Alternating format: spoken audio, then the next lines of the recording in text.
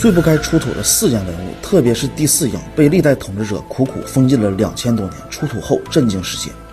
第一个呢，2000多年前的一块丝绸，上面居然写着5星出东方，利中国8个汉历。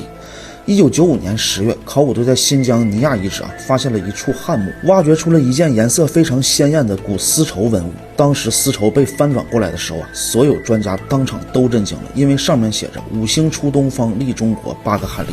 更为巧合的是呢，后来科学史家推算出，在2040年9月9日将会出现罕见的5星聚会的天文奇观。这到底是真是假，没有人知道。它现在呢被收藏在新疆考古研究所，是我国首批64件永久禁止出境展览的国宝级文物之一。第二个，三国快餐盒，它在外观上和我们现在食堂使用的餐盒相似，但它可是距今1800多年历史三国大将朱然墓里发现的。专家鉴定这是由青瓷打造的，所以也叫越窑青瓷方格盒。说一句，它是食堂餐盘的祖师爷，绝对没毛病。第三个，1973年在河南挖出了一口古墓，挖掘出了一个十分震惊的文物——陶制水管。除了外形是陶烧之外运作原理和现在的塑料水管基本没有什么区别。甚至专家还发现，这些水管中竟然还有现今的3通和弯头。看到这些水管时，人们不禁联想，是否真的有人穿越回商朝，将现在的工艺传给了当时的古人？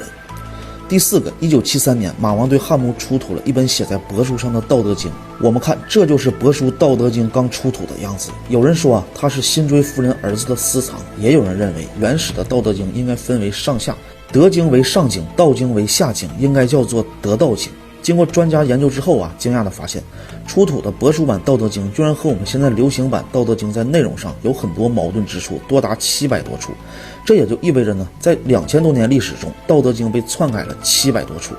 比如《道德经》中说大器晚成，而马王堆出土的帛书上写着大器免成，意思是顺其自然的成才，和大器晚成的这种心灵鸡汤一字之差，意思呢全然不同。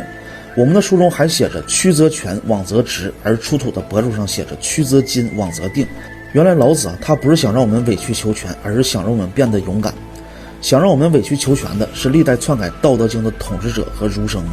我们的书上还写着与善人，言善信，而马王堆出土的帛书上写着与善信。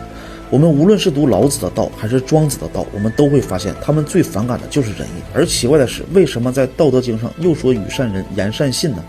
这不就是和庄子的观点产生了明显的矛盾吗？结果帛书出土之后我们才发现，原来这里说的与善信整句话的意思和原本的仁义基本没有任何关系。再比如我们的书上写上善若水，水利万物而不争，而帛书上写上善治水，水利万物而有敬。原来老子的意思根本就是和不争逃避也没有任何的关系。在世袭皇权下的古代，皇帝呢只做2件事，一个是打天下，一个是守天下。而守天下可不是防御外族来侵，谋发展建设，你要是这么想就理解错了。而自己死了，让儿子也当皇帝，儿子死了，孙子继续当皇帝。所以皇帝们的思想都特别的一致，必须要拉开贫富差距，然后再固化民众思想，让底层老百姓吃不饱饭。所以思想是最重要的工具，就连老子的《道德经》也要满足历代统治阶级对思想文化的需求。所以2000多年来，前后被篡改了700多处，目的呢就是为了固化磨灭底层老百姓思想的重要工具之一。直到马王堆汉墓帛书版《道德经》的出土，再一次让我们看到了道家的真相。原来我们最初的文化是多么强悍。但是对于这些问题现在学术界还是一直采取回避的状态，以至于帛书出土至今50多年的时间，还有很多人不知道它的存在。帛书版《道德经》第一篇就讲出了这个世界的真相，以及几千年来的惊天骗局。当一个普通人如果真正领悟到道家老子最纯粹的思想之后你会发现轻松的实现弯道超车。再次仰望星空，你会发现一切都变了。我们看这张图，图片中有一群羊，还有一个牧羊人。在读到《鬼谷子》第2个章节反应术的时候这个字出现了几十次。它可不像表面上看上去那么人畜无害，虽然是牧羊的意思，但是在鬼谷子的书中是真正有权势的人在驾驭其他人的时候，就真的像牧羊人在放羊一样，把人当作羊一样来控制。所以在这个章节把人分成2类，一个就是像牧羊人一样操控其他的人，另一种就是像羊一样被牧羊人操控了一辈子，甚至自己还没有发现，然后一般人还会认为是时代所趋，社会就是这个样子。但是他们不知道的是牧羊人为了私欲可以改变羊的认知和生活习惯以及三观。作为春秋战国时期诸子百家纵横家的鼻祖他的书中一共有14个章节，其中第13、14这2篇已经失传了，流传下来的有这12篇。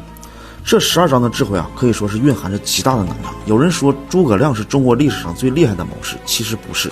在中国历史上最著名的10大谋士中啊，诸葛亮最多也就能排到第6位。这10个谋士个个都能瞬间看透事物的本质，并且能预测事物未来发展的方向，并且精准的策划。他们不仅聪明绝顶，既能看到过去，更能识别现在，也能看清未来。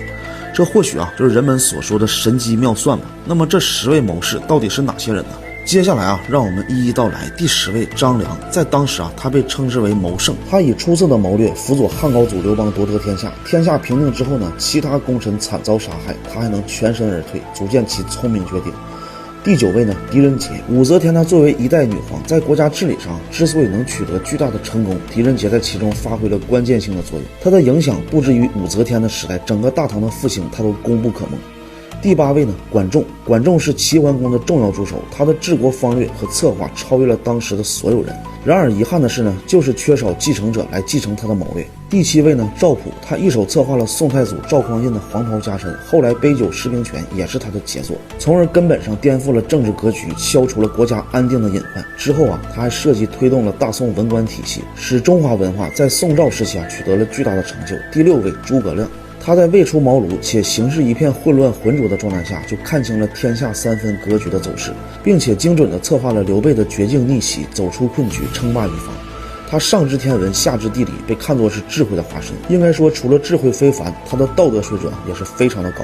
第5位刘伯温，他是明朝初创时期的核心智能，有上至500年，下至500年的洞察力。他的谋略啊，为朱元璋迅速夺得天下取得了关键性的作用。第4位姜子牙，他帮助西周灭了纣王。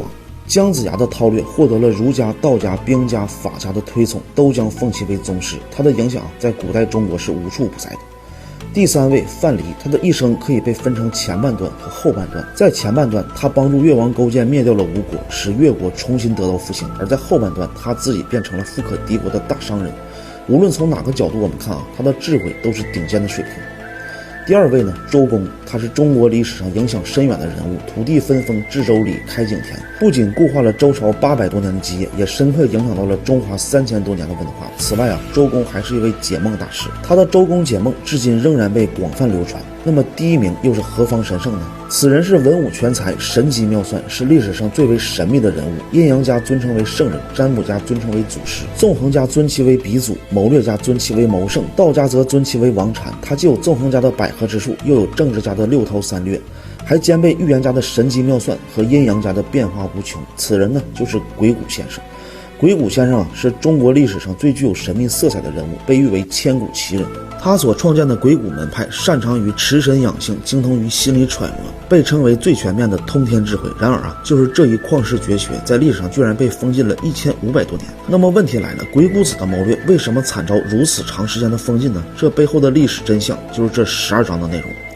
这12章的内容啊，随便拿出一个都足以让一个老实人、普通人学完之后充满智慧。也有人认为啊，它是噩梦，是魔鬼，是专门用来坑害人的利器；也有人认为啊，它是一本充满了无限智慧和能量的奇书。而我推荐的这个版本，它不是晦涩难懂的文言文，而是将文言文作为原文，还有翻译、有注解、有彩图、有小故事，一点没有阅读障碍，老人孩子都可以看，我就放在购物车里了。我们先来看看海外北京这里的原文：夸父与日逐走，入日渴，欲得饮。饮于何谓？何谓不足？北饮大则未至，道渴而死，弃其杖，化为邓林。这里说的是什么意思呢？说夸父啊追赶太阳，离太阳越来越近。这时呢，夸父口渴难忍，想要喝水，于是去喝黄河和渭河的水，然后将这2条河的水啊喝得差不多了，还是不够，想去喝北方大泽里的水，但是还没有到大泽之地，被渴死在半路了。临死前呢，扔掉了自己的手杖，这根手杖后来也变成了邓林。夸父逐日的故事啊，曾经进过我们学生时代的课本，是以神话色彩的角度来欣赏，象征着我们华夏啊永不磨灭、持之以恒的精神，熏陶着人们。但是今天我想和大家探讨的不是这个角度，而是《山海经》为什么要记载这个故事，它为什么要追赶太阳，甚至追的到底是不是太阳。首先呢，《山海经》不会凭空记载一个故事，一定有原型。